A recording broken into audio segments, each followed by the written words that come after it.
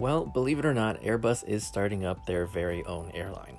Now, it's not a normal passenger airline. Instead, it'll be a charter cargo airline, but not just with your average A321 or A330 freighters. Airbus Beluga Transport will be using the iconic Beluga planes that Airbus made specifically to transport airplane parts around Europe. Why don't they need to always be using these planes anymore? Because Airbus have now fully transitioned to using the newer Beluga XL. Back in the 90s, Airbus began developing their Beluga program in order to easily transport oversized parts, including entire fuselages, between all their factories in Europe. This Beluga supertransporter was a modified A300-600 and began its service for the manufacturer in 1995. They became totally essential in the assembly supply chain.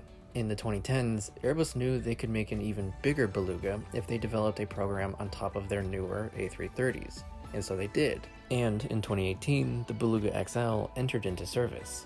And in addition to having the ability to uplift 30% more capacity, the Beluga XLs were specifically designed to be able to transport 2 wings instead of 1, doubling its wing operations efficiency.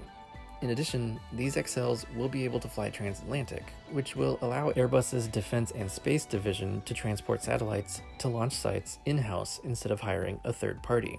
And speaking of that third party, that's where things get a little interesting. By starting up this charter cargo airline, Airbus is directly encroaching on territory that has been held by the mighty Soviet-era built Antonov 124 Ruslan jet. This thing is jaw-dropping the first time one sees it, with a minimum crew of 3, 4 daunting engines, and 24 wheels. The 124 can take a payload of up to 150 tons. Fire trucks, tanks, trains, plane engines, planes themselves, and even dragons? These jets can whisk away seemingly anything, and as such, the 2 major airlines that own all these planes, Antonov Airlines and Volga-Dnepr Airlines, have pretty much had a decades-long duopoly regarding oversized air freight. There is one other plane in the market that can devour a 2,000-inch sub. Some made-to-order 747s have a nose door in addition to the standard main deck cargo door towards the back of the plane. This is extremely helpful when you need to fly something that's very long, but in addition to only having about half the width and half the height of the cross-section of the Antonov 124, not all 747 freighters even have this nose door.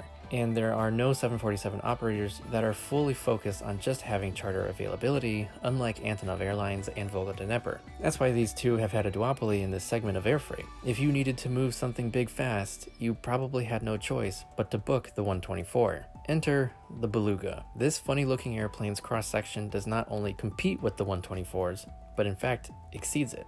The 124 can take front loads up to 4.4 meters by 6.4 meters. The Beluga can take loads up to 6.7 meters by 7.1 centimeters. In addition, at 39 meters, the Beluga's depth is 2 meters deeper than the 124's. The Beluga does have one shortcoming though. It has a max payload capability of 40 tons, while some 124s can lift up to 150. That said, companies that have more voluminous freight rather than denser freight, say a helicopter versus 4 tanks, would probably much prefer to go with the Beluga since its operating cost is much cheaper than the 124s. In addition, as long as the blades can be folded back, it'd be much less hassle to use the Beluga. Because of the relative lower clearance in the 124, the blades have to be removed completely. So despite the significantly less payload, it's still very viable, and in fact a much better option for some customers.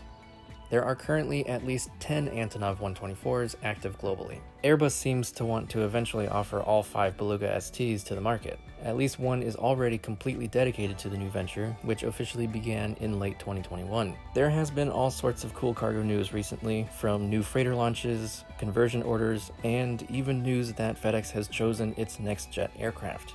If that sort of thing interests you, make sure you're subscribed. Thank you for watching until the end, and I'll see you in the next one.